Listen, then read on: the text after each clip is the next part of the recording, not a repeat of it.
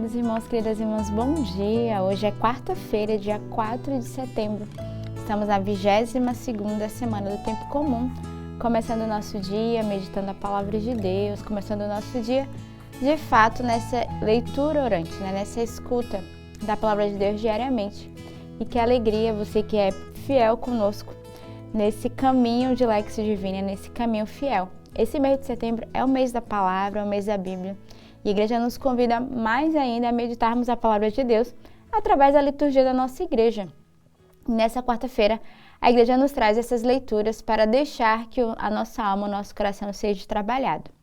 Hoje também, quarta-feira, é um dia que dedicamos à providência a São José. Pedimos a ele a sua intercessão a cada quarta-feira, agradecendo ao Senhor, mas sobretudo a intercessão de São José por toda a providência material, mas também espiritual em nossa comunidade. De modo particular, aqueles que ajudam a nossa missão, que ajudam a nossa obra, que faz através da sua doação a obra acontecer. Por isso, muito obrigado aos nossos benfeitores, aos nossos padrinhos missionários e aquele que ajuda de forma esporádica, que se torna esse colaborador da nossa missão. As nossas missões ao longe, sobretudo nos países mais pobres, agradece profundamente toda a oferta, toda a doação. De modo particular, as nossas casas na África, na Venezuela, nas Filipinas, que têm esse trabalho diretamente com a população mais carente. Então, muito obrigada pela sua oferta. Mas também aqueles padrinhos missionários que ajudam a enviar os missionários das missões ao longe, na Europa e em diversos lugares onde a comunidade tem as casas de missão. Então, nós queremos nesse dia dar graças por todos esses. Também fazer um convite, se você deseja se tornar um benfeitor, um padrinho missionário, entre em contato conosco. Faça a sua oferta, a sua doação mensal, diária, de acordo com a sua disponibilidade. E neste dia queremos rezar, de modo particular, pelas intenções que esses padrinhos missionários, esses benfeitores, trazem no coração. Mas também é você que está nos acompanhando. Você pode deixar no vídeo, nos comentários do vídeo, qual a intenção de oração que você traz no coração neste dia e que você gostaria que os membros da comunidade rezassem ao longo do dia no nosso Santo Texto, também ofertassem nas nossas missas as intenções pessoais de cada um. A liturgia da palavra de hoje nos traz na primeira leitura, retirada da primeira carta de São Paulo aos Coríntios. Irmãos, não pude falar-vos como a pessoas espirituais. Tive que vos falar como a pessoas carnais, como a crianças na vida em Cristo. Pude oferecer-vos somente leite, não alimento sólido, pois ainda não eres capazes de tomá-lo. E nem atualmente sois capazes de receber alimento sólido, visto que ainda sois carnais. As rivalidades e rixas que existem aí no meio de vós, acaso não mostram que sois carnais e que procedeis de acordo com os impulsos naturais?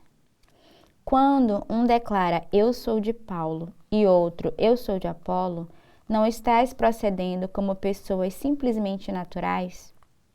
Pois o que é de Apolo, o que é de Paulo, não passam de servidores, pelos quais chegastes à fé.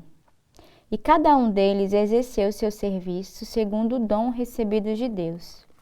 Eu plantei, Apolo regou, mas Deus é que fazia crescer. De modo que nem o que planta, nem o que rega, são propriamente importantes. Quem é importante é aquele que faz crescer, Deus. Aquele que planta e aquele que rega forma uma unidade, mas cada um receberá o seu próprio salário, proporcional ao seu trabalho.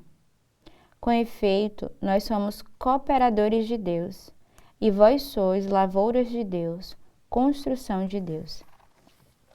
A leitura de hoje vai falar exatamente na carta de São Paulo aos Coríntios desse trabalho da evangelização.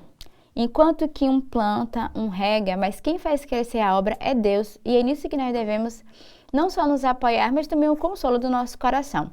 Às vezes nós desenvolvemos determinados serviços ou missões e a gente não vê o fruto, mas o importante é que nós semeamos, o importante é que nós plantamos, nós deixamos ali a semente da evangelização, da palavra do nosso trabalho. Mas quem vai fazer crescer de fato a obra de Deus é Ele mesmo, não somos nós. Somos apenas operários, construtores da sua obra, participamos dessa obra divina. E aí a própria leitura vai dizer, né, que cada um de nós deve exercer o nosso serviço segundo o dom que nós recebemos. Então é a segunda exortação que São Paulo faz a cada um de nós, colocarmos o nosso serviço, o nosso dom, a serviço da obra de Deus, mas também a serviço uns dos outros, não esperando recompensa, sabendo que é Deus, tudo vê, tudo conhece, e é o Senhor que faz, de fato, realizar a sua obra. E aí São Paulo vai enfatizar, né? O que é importante? O importante é aquele que faz crescer a obra, não aquele que plantou, aquele que semeou. E aquele que faz crescer a obra é Deus. Aquele que planta e aquele que rega formam uma unidade, mas cada um recebe o seu próprio salário proporcional ao seu trabalho. E ele termina a leitura dizendo, com efeito, nós somos cooperadores de Deus. Então, essa é a nossa missão. Sermos cooperadores desta obra, dessa construção, desse edifício espiritual que Deus nos dá como missão para semear no coração dos homens, no coração daqueles que nos são enviados. O salmo de hoje é o Salmo 32. Feliz o povo que o Senhor escolheu por sua herança. Feliz o povo cujo Deus é o Senhor, e a nação que escolheu por sua herança. Dos altos céus o Senhor olha e observa. Ele se inclina para olhar todos os homens. Ele contempla do lugar onde reside e vê a todos os que habitam sobre a terra. Ele formou o coração de cada um e por todos os seus atos se interessa. No Senhor nós esperamos confiantes, porque Ele é nosso auxílio e proteção. Por isso, o nosso coração se alegra nele, seu santo nome é nossa única esperança. Então, hoje o salmista vai dizer, feliz é o povo que o Senhor escolheu para fazermos parte dessa herança de Deus. E nós devemos nos alegrar, nós fazemos parte da herança do Senhor, somos esse povo eleito e escolhido. E aí o salmista vai dizer, né, o Senhor se inclina para olhar todos os homens, o Senhor se inclina para olhar a cada um de nós. Ele tem esse amor, esse cuidado, esse zelo pelo seu povo. E o salmista diz assim, ele contempla do lugar onde reside e vê a todos os que habitam sobre a terra. O Senhor formou o coração de cada um. Então é Deus quem forma o nosso coração quando nós nos deixamos ser formados por eles. Quando nós abrimos o nosso coração e deixamos que o próprio Deus nos conduza. Assim como a primeira leitura, onde devemos fazer parte dessa obra como esses construtores, né, esses cooperadores no nosso coração também. Devemos abrir a nossa alma, o nosso coração e deixar que o próprio Deus, Ele conduza. E aí o salmista vai dizer, nós devemos esperar no Senhor, porque Ele é nosso auxílio e nossa proteção. E por isso o nosso coração vai se alegrar, porque o Senhor é a nossa única esperança. Então, um salmo de hoje de confiança, um salmo para meditarmos e renovarmos a nossa confiança, a nossa fé e a nossa esperança no Senhor. O evangelho de hoje é retirado do evangelista São Lucas. Naquele tempo, Jesus saiu da sinagoga e entrou na casa de Simão. A sogra de Simão estava sofrendo com febre alta e pediram a Jesus em favor dela. Inclinando-se sobre ela, Jesus ameaçou a febre e a febre a deixou. Imediatamente ela se levantou e começou a servi-lo. Ao pôr do sol, todos os que tinham doentes atingidos por diversos males os levaram a Jesus. Jesus colocava as mãos em cada um deles e os curava. De muitas pessoas também saíam demônios gritando: Tu és o Filho de Deus. Jesus os ameaçava e não os deixava falar, porque sabia que ele era o Messias. Ao raiar do dia, Jesus saiu e foi para um lugar deserto. As multidões o procuravam e, indo até ele, tentavam impedi-lo que o deixasse. Mas Jesus disse: Eu devo anunciar a boa nova do reino de Deus, também a outras cidades, porque para isso é que fui enviado, e para pregar nas sinagogas da Judeia. O evangelho de hoje vai falar de vários aspectos. Primeiro, vai narrar essa cura da sogra, né, de Simão. E todos nós sabemos que quando Jesus cura ela, imediatamente ela se põe a serviço, é um evangelho conhecido, né? Aquela mulher que tinha uma febre alta, mas que Jesus, em favor dela, vai curá-la. E ela imediatamente se coloca no serviço. Porque a cura, ela nos dá a graça não só de ficar nos deleitando sobre a cura, mas uma vez curados, devemos retribuir ao Senhor nos ofertando, né? Se colocando a serviço. E ela vai fazer isso imediatamente.